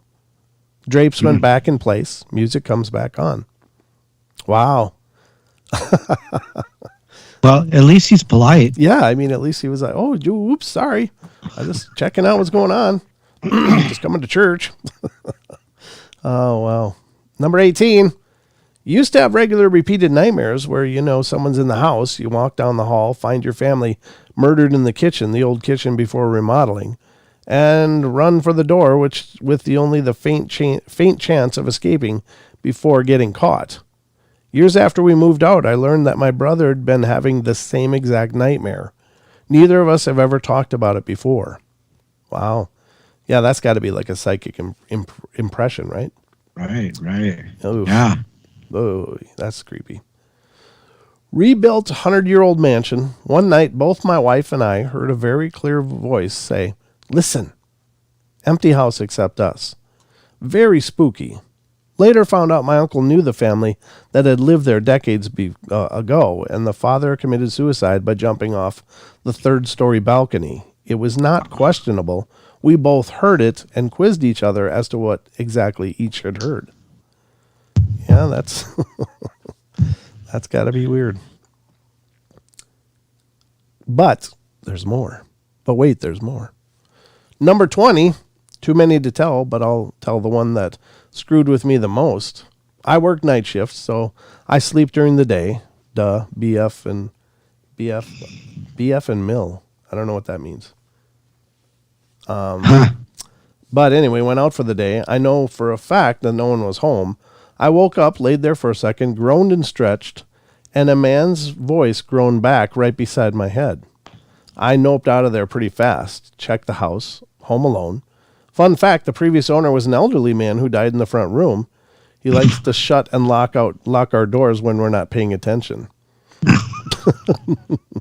Wow. Fun fact. Fun fact. Number 21. My mom worked 3 to 11 and usually got groceries and whatnot on a Friday or Saturday night when she knew I'd be home to help bring them in. I was playing video games when she called the house phone to let me know that she was almost there. Normal. I went and waited for her to pull in the driveway and was noticed a woman that was nobody I knew standing behind me in the reflection from the light in the kitchen. She stared at me for probably 5 seconds before walking into the adjacent hallway leading to my bedroom. I asked my mom about it, and she said it was probably my grandmother and not to worry about it. Yeah, okay. Says, yeah, no okay. problem. Mm-hmm. Yeah, so just a sec.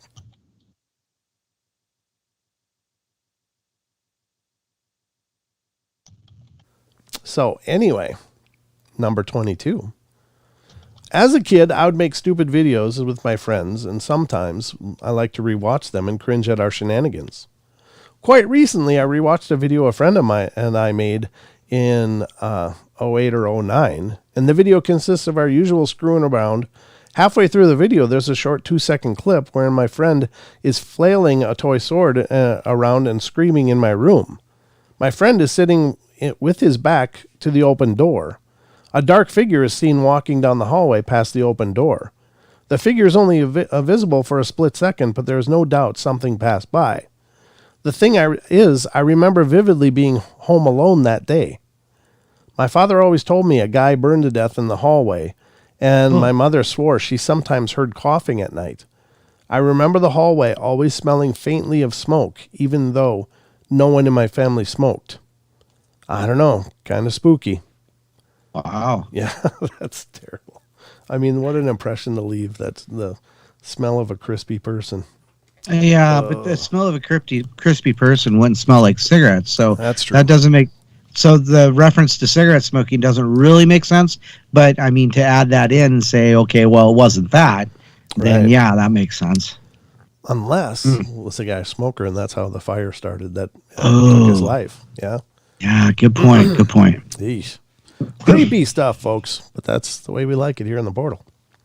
Number 23, several people, myself included, have seen or felt a presence which we have affectionately called the man in white. In order, here are the stories. First one, my brother was cooking with his girlfriend in the kitchen, and from the periphery, he saw a white figure pass in front of the kitchen door. As walking through the hallway, I was in my room. He asked me if I had passed through there, but I hadn't. Second thing, a maid was cleaning the bathroom, and she felt in a really intense manner that something was looking at her from the bathroom's door.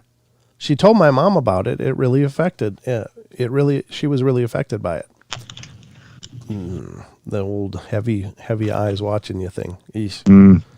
The next one, a different maid was walking through the hallway that connects the bedroom on her way to clean the bathroom that's on the way to my room. When she got to the bathroom, the door was open and saw a figure standing in front of the toilet. She assumed it was me peeing with the door open and quickly turned away and continued onto the bedrooms to tidy them up. I was in my room, so when she got to it and saw me, she turned around to the bathroom to check if there was someone. She screamed and sat at my bed, pale with goosebumps, when she notices it wasn't there anymore. Yeah, that's a reality slap. Next one, when I was in the same bathroom brushing my teeth, I saw a shadow pass through the hallway. Granted, I don't give my story much importance because it might have been nothing and just my brain forming patterns. The last one, my mother's sneakers fell on the floor from on top of the washing machine. It was not turned on. My mother even brought an uncle of hers who was a priest to cleanse the house. That was before the second maid and I saw him. I know these stories are pretty mild, but the man in the white is pretty chill. He's become a recurrent joke at our house. The dogs are looking fixedly at the hall, the man in white. I lose my socks, the man in white. Someone feels a presence somehow. Chill, man in white. Yep. I guess, if you got to live with that and the blessing didn't get rid of it, then, Right. as long as it's peaceful. I guess that's kind of neat, though. They got maids. That's first world problems. Your dream has come true. I know, right? I would think that would be the life. I do love me some housework. No, not much. But it's got to get done. Number 24. My house was abandoned for 2 years before we bought it. When we went in for the viewing, there was a bedroom closet that was padlocked shut. Think barn door latch with the lock through it. Realtor said they had no key and we couldn't open it unless we bought it. Well, we ended up buying it, and priority number 1 was opening that door. After a few minutes with a pry door, we get in to reveal a child's play area. Bright colored walls, glow-in-the-dark sticks on stars, and planets cover the ceiling, checkered tile for the floor. No lights, no air vents, no windows. My little brother chimes in, well, this must have been where they kept the kids before they died. Fast forward through 3 months of renovations to when we move in and we are living there. The loft area has a daylight sensing motion sensor light, as there was no easy way to install a switch. The light comes on by itself all hours of the day. No matter what way we position the sensor, it randomly trips, and we jokingly shout out, will you darn kids quit running in the house? And that's usually the last time it comes on for that day. A year into living there, we have turned the creepy closet bedroom into our computer room. We leave for work at the same time each day, but arrive home about 2 hours apart. I get a call from a very confused wife one day asking why I'd come home after we had left together. I did not go back home. Upon returning from work, she was greeted by our computer room chair in our kitchen. The chair had to travel through 2 doorways, down a hallway, and a flight of stairs to reach the kitchen. Seemingly by itself, we thought it odd, but blamed the dead kids, heathenistic kids. About 6 months after that, we have our last big doozy of event for a while. We go to bed one night to a house in perfect order. Upon waking, we find that all of our kitchen knives have been removed from the butcher block. In their place, all of our butter knives. The sharp, dangerous knives have been placed behind the kitchen sink instead. We neither one had moved them. We both were pretty freaked out and spent the whole day away from the house trying to sort it out. We decided we are being unreasonable and went home to forget the ordeal. Ghosts aren't real, and those weren't actually any kids who died there. Talking to the neighbor one day, and he confirms that no kids died in the house. A grown man had. The room with the creepy closet was the room where the previous owner's brother committed suicide. When his wife left and they failed to work it out, he couldn't handle life anymore. Cut his wrists and bled out. The previous owner kept living there afterwards, but upon finding out that he was foreclosed on, attempted suicide in the same room. His children found him and he lived. Later that year, our family grows. The rooms all get shuffled to make room for the baby. The creepy closet room, it gets emptied. The weird things all stopped happening. To this day, 9 years later, that room is only used for storage. My 4-year-old son plays in there occasionally, but even in the daytime with all the light in the window lets into the bedroom, he turns every light on. When asked why, he just said it makes it less weird to play there. Jeez. Wow. That is intense. Robin Moonshadow just popped in. Hi, Robin. Hi, Robin. She says the house I own, the previous owner hung herself in the garage via the large garage door opener. No problem. She's gone. No ghost. She says her second oldest brother likes to ask if she knocks on the door when she gets cold. He'll also sneak in and knock on that door. Oh, that's horrible. That's diabolical. Wow, that's intense. Yeah, we're doing good here. Thank you, Robin. Number 25. The house I grew up in had a slightly strange design in that all the bedrooms were clumped together at one end of the house, and the kitchen and living room were at the other end. These 2 areas were connected by long, narrow hallway that had a bathroom in the middle and approximately 900 closets on either side. My bedroom door was at the end of the hall with the two other bedroom doors facing each other across the hall on either side. Basically, this meant that if you were sitting in our living room, you could look straight down the hallway to my bedroom door. Now, lots of strange and frightening things happened in that house, but the one thing that could never be rationalized away or lie to ourselves about was the darkness at the end of the hall. Like I said above, the hallway was very long and narrow. It was also paneled in dark wood, so it was pretty dark down there, but the living room lights on there were always enough to light to see down the hall and make out the bedroom door. But sometimes we'd be sitting in the living room and get the feeling we were being watched or that something was about to happen. Then we would come back, when that would come back over us, the end of the hallway would be completely blacked out. It was like someone dropped a curtain over the end of the hall. You could see part of the way down, and then there was just blackness. When this would happen, our three little dogs, bless them, would go to the mouth of the hallway and sit in a line across it, staring into the darkness. Sometimes they'd bark a little or growl, but mostly they just sat and stared. Once in a while, one of them would get brave enough to walk down the hall, but they never got more than halfway to the darkness before they'd stop and back up. They would always walk backwards up the hall, never turning their back on whatever they were looking at. After a little while, the oppressive feeling would lift, the darkness would disappear, and the dogs would wander off. This didn't happen often, but compared to all the normal spookiness in that house, things disappearing, stuff flying off of shelves, strange voices or breezes, etc., that was the one thing we could never convince ourselves was just in our heads. Yeah, that's weird. Again, animals are really sensitive. You know, they pick up on stuff much like children, probably even before children. Like the animals are just tuned into that natural vibe, and they know when it shifts. They know, Don. They know. They do. They do, absolutely do. You know, and we go back to talking about like children, you know, before they're taught to put those filters in places and into place, or they're taught, they're desensitized out of it.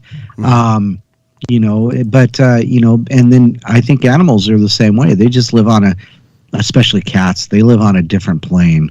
So they can see things that we can't even fathom. Yeah, absolutely. You know, and I often wonder, you know, like when cats just kind of suddenly freak out and fly around the house, you know. Well, they're like, what are they doing? Are they just burning energy? Like, I've just been laying around for a while. I got to move. Or is there something they're chasing? Is there little balls of light running around and they can see them and go crazy just stalking them and chasing them? Because Anubis does that every once in a while. Just like he'll be calm, and all of a sudden, you know, you just pick up his head and then suddenly be up and down the stairs, back and forth. It's like, what the hell is he doing? But I don't know. It could just be an energetic thing. Just they got to burn up steam. But he's an outside cat, so it's not like he's not getting exercise. And he's inside, outside, inside, not completely either. But anyway, strange. Number 26. When I was a kid, about 8 or 9 years old, I had a TV stand in front of my window. The lights from the streets were always on, so in the dark, I could easily make out the outline of where the TV was. I started seeing a shadow figure of a girl standing next to my TV. I could make out her figure so clear, hair and everything. I spent nights just looking at her. I couldn't even sleep. One night I got sick of it and threw a pillow at her, and as soon as I did, I put my head under the other pillow. Threw a pillow and then ducked and hid. I have it a couple of minutes, and I looked up, and she was right next to me at the edge of my bed. I screamed so loud that my parents came in and turned on the lights. A few days later, my little sister told me that she's been seeing a little girl in her room. I never told my little sister about my experience prior to that. Weird.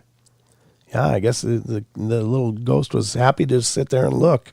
But once she threw the pillow, she was done.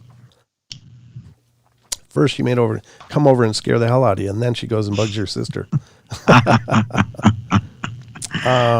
Strangeness.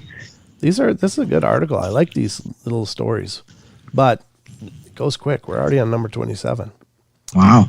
I was around 16 when this happened. I happened to lay in bed reading something. The room at first would feel normal, and then it started to feel really icy. Not that the room got cold, but just the feeling it gave me, if that makes sense. It felt really uncomfortable. Next, it would feel as if something or somebody just stared at you. There wasn't anybody there, nor did I see a thing, but just the feeling that something looked at you, hate-filled, was enough for me. Often I got the feeling, leave the room. So I did, and then just played a video game of some sort. The thing had left the room after about an hour or so. This happened about 3 times. In the same home, flat really. 3 other things happened that were weird. The first was a shadow person sneaking along the walls of my bedroom during the day. Oh, during the day? Jeez, that's very unusual. Second, we had a dog, a small one named DJ. Think something along the size of a fox terrier, and you've got it. One day I come to collect something from my room. It was during the day, and DJ followed me in. I heard a deep growling from under the bed. At first I thought it must have been the dog, but I already knew that DJ wasn't capable of making this deep of a noise. It sounded either like a really big dog or a man doing his best and kind of scary growling impression. This happened only once, but the experience stuck with me. I wonder what the dog did when that happened. It doesn't really say. Another weird thing with the dog was the time he was afraid to come to the living room. Next to my bedroom, there's a small room. We used it as a computer room. DJ was in there at the time, and I heard him whimpering and pacing, even growling lowly at a thing that was in the hallway. I called him, but he didn't budge. I had to come and pick him up and then remove him from the room. They all happened at the same flat. I lived there a few years with my mom after the divorce. Things happened, and I left her home to live with my dad. She moved a few months later, but I think she was the one that carried this thing with her. At my dad, a few small things happened, but nothing like the experiences with my mom. She blames the mom. I think it's my mom that had this thing. Could be. People get attachments. Number 28. I got a lot of noise from your mic. Mine? Yeah. Because I just turned it back on. I had it muted for a second. Okay. Oh, it's just like it was going like that. Okay. Oh, Move from, interesting. Oh yeah, yeah. No worries. Moved from the U.S. to the U.K. and our parents bought an old beat-up house. It still had lead pipes from the water. Oh no! Oh no! Nightmare all on its own. Anyway, work proceeded on the house whilst we lived there. We started seeing bright lights in the corners of the rooms at night. Footsteps on floorboards. The house had carpet. I was about 6 at the time and started getting woken up in the night by a little girl who would dance on my chest of drawers for me. I was freaking terrified. My mom just fobbed it off as me dreaming. Workmen complained of strange things happening, like tools being moved, and odd feeling like being watched. After about a year of this, my eldest sister's friend stayed overnight. She woke the whole house up screaming, saying a little girl had been in her room. She apparently pulled her off the bed. Oh. The friend left the house and refused to ever come back. Mom decided she might need to do something about it and got some advice. He suggested my mom and the whole family should treat the presences as part of the family. So when we got home, we shout, "Hi, we're home. Did you have a good day?" Over the time, the house settled and we didn't get any more trouble. We also found out a little girl did die in the house of asthma. My parents still live there, and it's a beautiful, homely place now. Oh, well, that's cool. I mean, that's a good story, right? Because it talks about engaging the spirit. And if you engage them as if they're part of your group, then they won't be as likely to try to raise hell. That's good. Number 29, a little backstory. Growing up, my brother and I lived with our single mother. The house was a little 500 square foot home, but we were so young it wasn't a huge deal. My mom remarried, and the newlyweds decided to tear down the old house and build a ranch on the land. Strange but explainable things started happening after we moved back in. One of the strangest things to happen was when my brother and I were in the house alone. We were hanging out at an island in the kitchen, talking about what teenage boys talk about, when I hear the faintest whisper of someone saying my brother's name. Probably just hearing things. About 30 seconds later, a little louder, my brother's name again. He was talking when I heard the second whisper, and he seemed to hear it too because he stopped what he was saying briefly. Finally, about 15 seconds later, after the second interruption, clearly and angrily, a raspy voice says his name. We look at each other, and he asked, "Did someone just say my name?" I told him I'd heard it more than once, and he said 3 times, right? We grabbed our coats and went to Burger King. Where's the beef? Where's the beef? Oh, that's creepy. The whole ghostly thing. And the weird thing is that it was persistent. Why? I don't know. And why only that name? Yeah, that's creepy. Number 30. Let's see what we're doing. How we're doing for time. Yeah, we got about 10 minutes left. Excuse me. Sorry. All this talking is actually good because it's loosening up a lot of stuff. I should talk more, Don. Sure. Yeah. I think you talk a lot. You do 5 shows a night or 5 shows a week. Yeah, but I haven't been lately since I've been sick, and true. maybe that's more aerobic for me, right? It's very therapeutic. I think Robin just popped up with the answer. Nothing like a greasy burger. That'll make things better. It helps me all the time. I think that's it fills me right up. It's a great coping mechanism. So I used to live in a big house, 6 bedrooms, 4 bath, basement, etc., by myself. Oh my God, that's a lot of house. I was there as a hiring perk and to look after the place for my boss who lived out of state but owned the home. One of those win-win situations. The first couple of months were fine. But when winter came, I started hearing things coming from the second floor. I pretty much lived exclusively on the first floor. It started with little bumps and bangs coming from above, where I had my computer set up, and progressed to distinct footsteps coming and going across the second floor. I'd been up in the second floor to check up on it from time to time, and I knew there were unfinished areas up there, but one place always stuck out, an unfinished room that was sort of a walk-in closet for one of the upstairs bedrooms. It was attached to the garage attic, complete unlit. It was open. When I went to investigate the noises, I shut the door and locked it. 2 nights later, more noises, footsteps, leading from the unfinished room to the bathroom, then nothing. The worst part? The door that led to the unfinished room, would not stay closed or locked. I tried everything. Eventually, I pushed the bed up against the door to keep it from opening. That seemed to work. A few months went by without the door coming open, but I would find it unlocked all the time. As time passed, I would hear noises all over the house, mostly footsteps, but the occasional thump with no explanation. I cannot explain how horrifying it is to hear little taps up and down the hall from the other side of a bathroom door during your morning shower. I eventually moved out, but another employee moved in to take my place. His stay there only lasted about a month. The story he told me is that he was shaving one morning before work, and he heard a slam like someone dropped a heavy stack of books right outside the bedroom door. Then heavy footsteps like someone running down the hall. He won't stay there anymore, and no one in the company will live in that house. Yeah, it's a hiring perk. No, I think that sounds like like a psychological experiment, right? Number 31. My 3-year-old daughter talks about a guy called Mr. Longneck. Ooh, that sounds bad already, right? Well, I think he was hung. And says creepy stuff about it. I'll begin by saying I'm personally more on the side of a skeptic frame of mind with any paranormal experience, but enough things have happened in the last year to make me at least question that and entertain the possibility that this is legit and not just my daughter's active imagination. These events have occurred only in the house my husband and I bought in June of 2017, which is built in the 1920s. First, in October of 2017, I was laying her down for bed in the dark with only moonlight lighting the bedroom. She pointed across the room and asked, "Mom, who's that guy?" I looked for a toy or something she could be referencing, but I didn't see anything, so I asked, "What guy, honey?" She responded that he was right there and gestured toward the closed bedroom door. Still curious, I asked her what he was doing, in case I could piece together some recent episode of pretend play or a toy she commonly talked about, and she said he was hiding.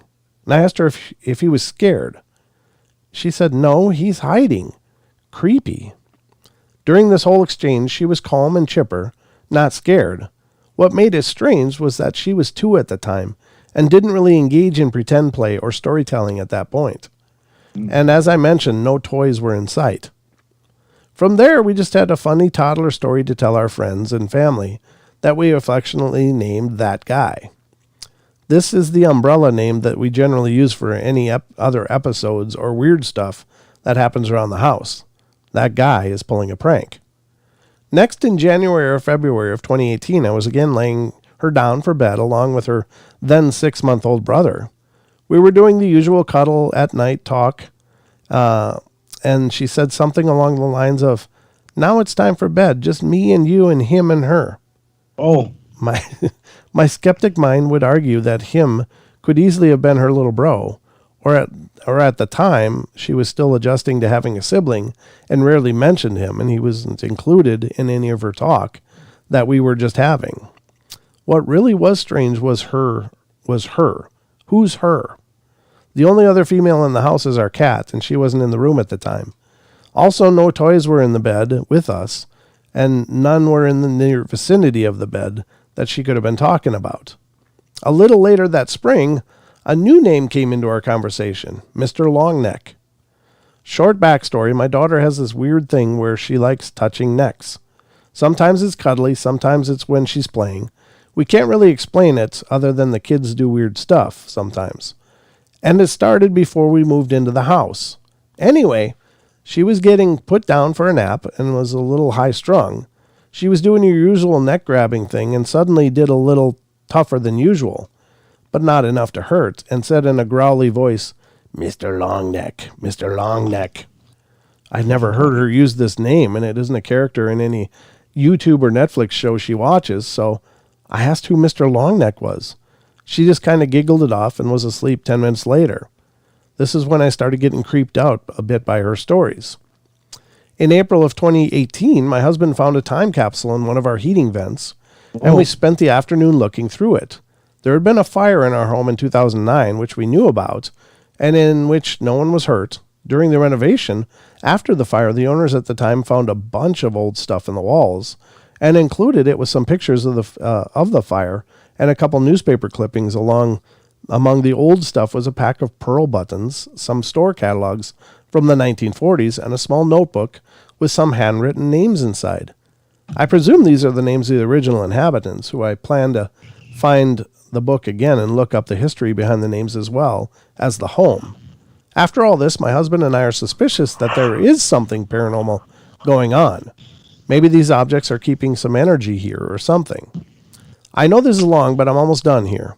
In about October 2018, I was driving to my mother's house with only my son and daughter in the car. Along the way, daughter, now 3, asked in the back seat, "Mom, is that Grandpa?" I said, "Where?"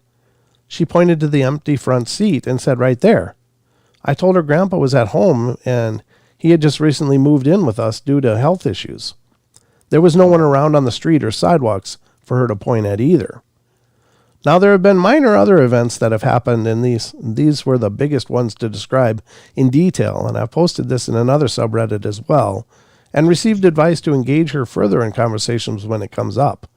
While we have to an extent to encourage her to be comfortable talking about it, I never pushed it in order to avoid leading the conversation or pulling answers out of her that she would offer just to appease the conversation. One day, though, and a few times later, I just decided to ask her about it. Below is a brief detail of what she said in roughly the past month. Me: "Can you tell me about that guy?" Daughter: "What guy?" "You don't remember that guy?" "No." What about Mr. Longneck?" "Oh yeah," face lights up. "Can you tell me about him?" And various other questions lead to, Mr. Longneck is a grown-up. He wears a monster clothes and a hat. He is nice, but also scary. He says trick or treat, but doesn't wear a costume. He lives far away and goes with Santa in the sky to his house where he belongs. She says he comes to our house at nap time, which she no longer has, but generally the afternoon.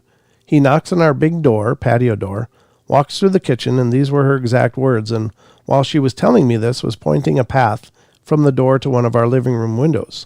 Oh. I asked what he does or says or does, and among other things, she mentioned he played in the kitchen with her and the spinny cow toy. This is one of those Fisher-Price pull-string farm toys. She never plays with it. I rarely see it, and have never seen it in the kitchen. The specific details of this piqued my interest for sure. I asked her if he ever brought a friend to see if I could follow up on the her mentioned earlier. He brings a friend. She's a little girl, not a grown-up, and has yellow hair like me. She is never scared of these talks, although she withdraws from the conversation when asked about his neck and why it is long. So that's pretty much it. Thanks if you read the whole thing. I welcome any comments or advice. We have staged the house, but quite a while ago, and plan to do it again.